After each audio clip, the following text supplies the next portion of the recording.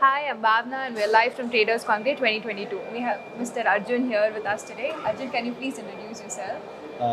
Hi everyone, my name is Arjun Bhatia and I am a full-time system trader from 2014.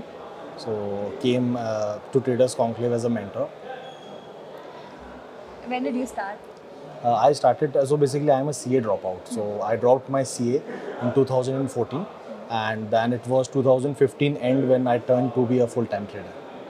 So, how was the event? Are you enjoying yourself? Yeah. Event is, I usually attend 2-3 events like these in a year, but this is one of the best event and lots of things to learn from like minds.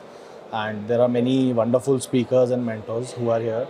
So it is an amazing event. What is one advice you would give to someone who's starting new? One of the biggest mistake of my life in trading was to, run for the profits only. That everyone in the starting is running after profit.